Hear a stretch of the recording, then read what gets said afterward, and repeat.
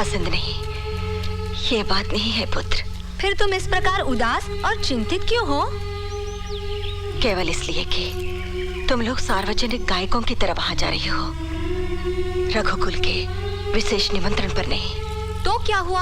हम तुम जैसी वीर माता के पुत्र हैं, हमें भय किस बात का?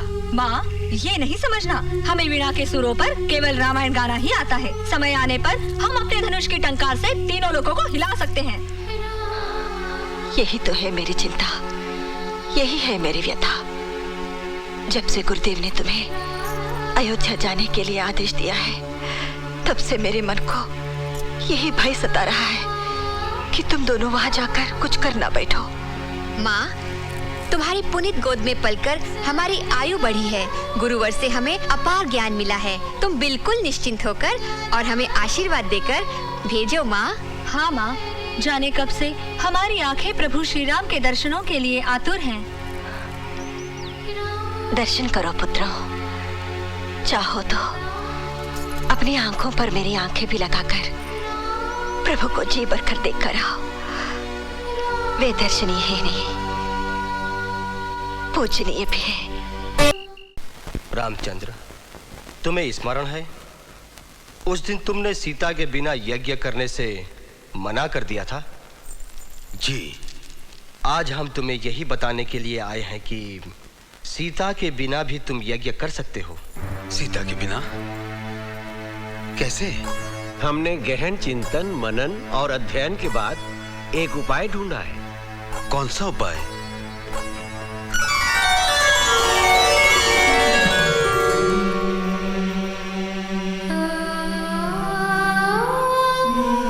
सीता की प्रतिमा।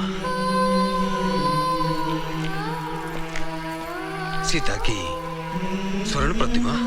हाँ, शास्त्रों के अनुसार यज्ञ के अनुष्ठान के लिए पत्नी की अनुपस्थिति को उसकी स्वर्ण प्रतिमा से पूर्ण किया जा सकता है।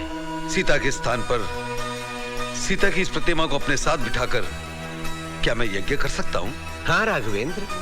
गुरुदेव, आपने मुझे बहुत बड़े धर्म संकट से बचा लिया। भैया, दरबार में प्रजा व्याकुलता से आपके दर्शनों की प्रतीक्षा कर रही है।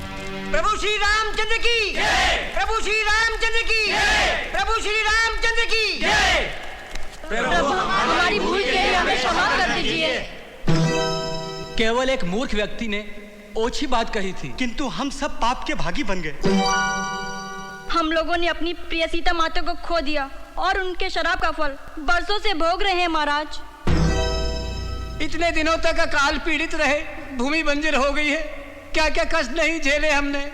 महाराज, 10 वर्षों से आप भी दुखी हैं और हम भी आपके दर्शनों को तरस गए हैं महाराज।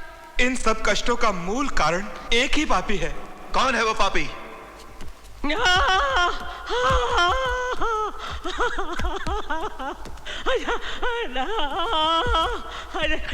महाराज, ये मेरा पति पचकौड़ी है, इसी ने ही परम पुनीता सीता मैया पर लालचन लगाया था, इसीलिए ईश्वर ने इसकी बाजा छीन ली।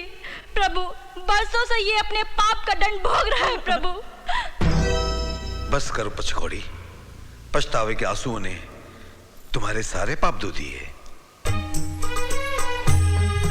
सच है राघव, इनके जैसे होनार सपूतों को छोड़कर कोई भी मां नहीं रह सकती। पुत्रों, तुम्हारे गायन से हमें बहुत आनंद मिला। ये लो तुम्हारा पुरस्कार। नहीं राजमाता, हम तो मुनि कुमार हैं, स्वर्ण और रत्न लेकर क्या करेंगे? हमने हमारी रामायण के कथानायक श्री रामचंद्र के दिव्य मंगल स्वरूप को अपने नेत्रों से देख लिया, यही हमारा पुरस्कार है। और हमें संकोच मत करो, जो चाहिए मांग लो। रामायण की कल्पलता, वनिता शिरोरत्न, जगत जननी हमारी माता जानकी देवी के दर्शन करवा दीजिए महाराज।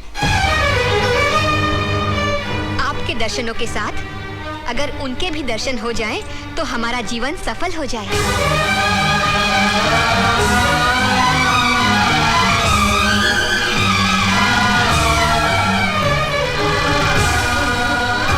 राजमाता, पुरुषोत्तम श्री राम चले क्यों गए? वे अपना मुंह क्यों छुपा रहे हैं? बोलो सीता, बोलो। मैं उन बालकों को क्या उत्तर दूं? क्या उत्तर दूं? बोलिए ना राजमाता, आप मौन क्यों हैं?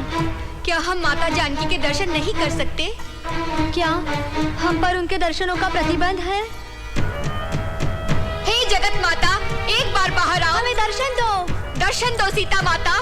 जगत जननी, हमें दर्शन दो। जगत जननी, हमें दर्शन दो। हमें दर्शन दो। सीता माता, जगत जननी, हमें दर्शन दो। वो नहीं आएगी मुनि कुमारों, वो नहीं आ सकती। किंतु क्यों? क्योंकि वो यहाँ नहीं है। यहाँ नहीं है तो कहाँ गई? उन्हें वनवास दिया गया है। किसने दिया उन्हें वनवास? राजा राम नहीं, राजा राम की विवशता ने, उनके कठोर राजधर्म ने। क्या? राजा राम ने स्वयं माता जानकी को वनवास दिया? हाँ। सीता माता का इतना घोर अपमान? करुणा के सागर कहलाने वाले प्रभु श्री राम इतने कठोर? हम दिन रात जिनकी आराधना करते हैं, वे इतने निष्ठुर? माता सीता के बिना श्री राम का चरित्र क्या है? माता जानकी के बिना रामायण में रस ही क्या रह जाता है? अकेले राम नाम से मुक्ति कैसे मिल सकती है? मोक्ष कैसे मिल सकता है? माता जानकी का त्याग करने वाले पत्थर से भी अधिक कठोर। हाँ, राम का नाम कभी नहीं लेंगे। आज के बाद हम कभी रामायण नहीं गाएंगे। अयोध्या में आना ही हमारी भूल थी, अब हम एक पल भी नहीं रुकेंगे। चलो भैया। सुनो, सुनो मुनि कुमारों, हमारी बात तो सुनो। नहीं, हमें अब कुछ नहीं सुनना।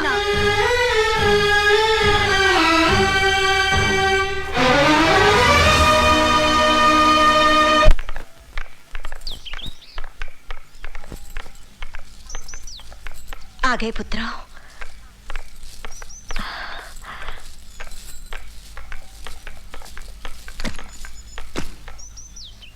क्या हुआ लाओ? होना क्या है? सुना कुछ और था, देखा कुछ और। ये क्या कह रही हो? तुम लोगों ने अयोध्यापुरी देखी ना? हाँ, देखी, और उसके पुराधीश को भी देखा। तुम लोगों ने प्रभु श्री राम के दर्शन किए? हाँ, कर लिए। वे कुशल पूर्वक तो है ना? उन्हें क्या कष्ट हो सकता है माँ? प्रेम से खाते हैं, आराम से रहते हैं, बड़े प्रसन्न हैं। माँ, राम का नाम लेने से तुम इतनी प्रसन्न क्यों हो जाती हो?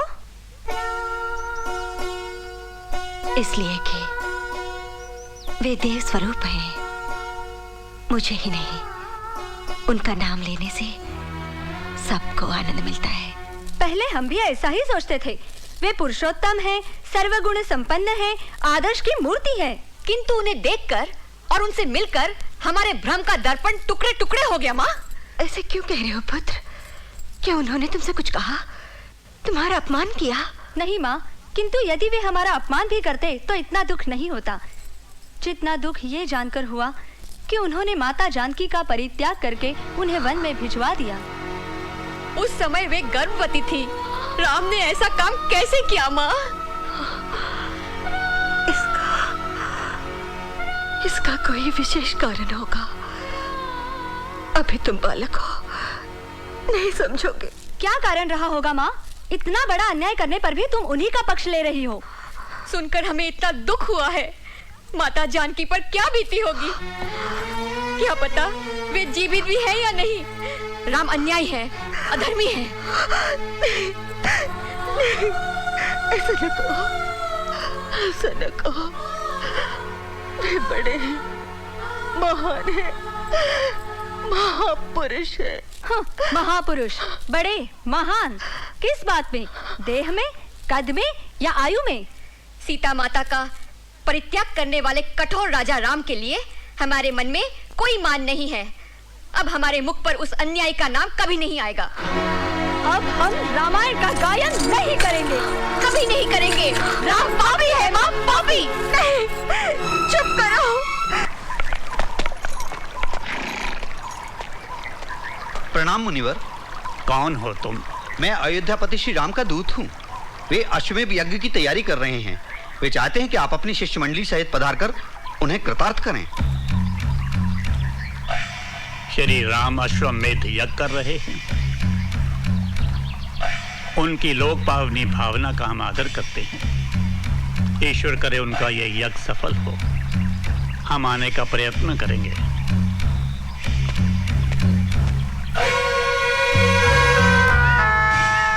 प्रणाम मुनिवर। बहुत चिंतित दिखाई देती हो बेटी, क्या बात है? मुनिवर, ये बताइए, यदि धर्मपत्नी पास में नहीं हो तो अश्वमेध यज्ञ किया जा सकता है क्या? नहीं बेटी, अश्वमेध यज्ञ ही क्या, कोई भी यज्ञ पत्नी के बिना नहीं किया जा सकता।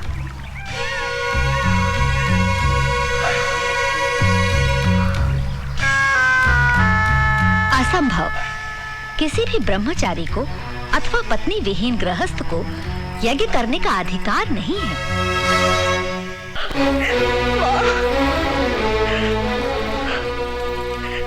माँ, जीवन के बड़े से बड़े आंधी तूफान और दुखों को सहकर भी मैं जीवित हूँ, किंतु प्रभु श्री राम के दूसरे विवाह की बात सच होने से पहले मुझे इस दुनिया से उठा ले माँ।